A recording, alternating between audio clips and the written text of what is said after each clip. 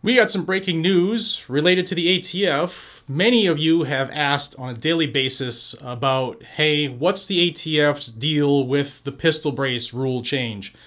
We know originally it was scheduled for August, but the ATF delayed it till December. Now, I've heard from many of my friends in the federal system, law enforcement as well, that the reason for the delay was because they were shoring up the e-forms, the electronic forms online, and to get that system nailed down and running properly because they were preparing for an influx of registrations.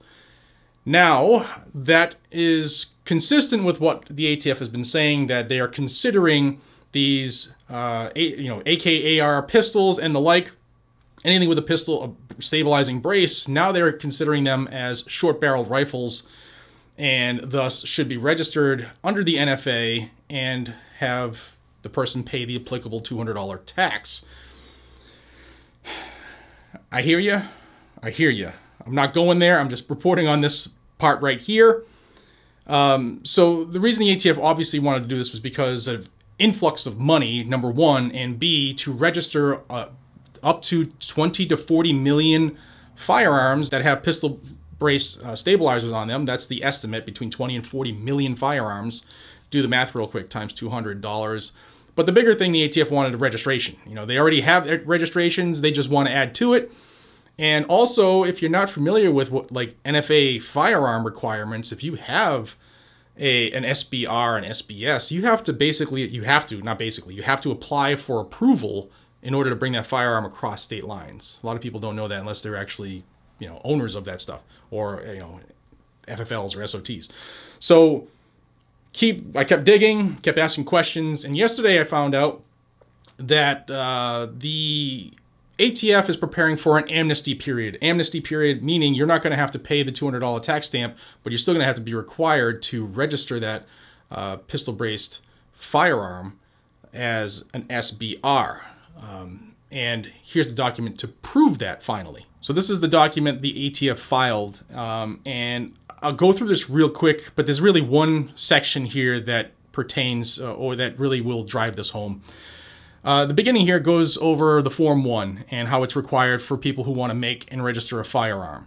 It also says that in order to make and register the firearm, according to Form 1s, you're supposed to pay the tax of $200 first, and then when you get your stamp, then you can go forward and make that firearm. Now, when you do a Form 1, if you haven't done one, or any of the forms, you have to identify the firearm and the maker, and if the maker is you, the individual, you have to submit your fingerprints and your photographs with the application.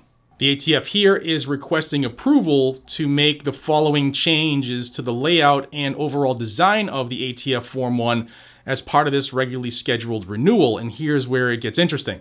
Due to the upcoming amnesty registration of pistol brace weapons, photos of the weapon being registered will be required to prove the weapon does utilize a pistol brace in its configuration and would qualify for an amnesty registration.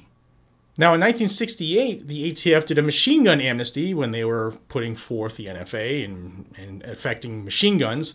And what happened then is going to happen again, according to the ATF. They're going to allow folks to register their pistol-braced firearms as SBRs with no strings attached. No strings attached.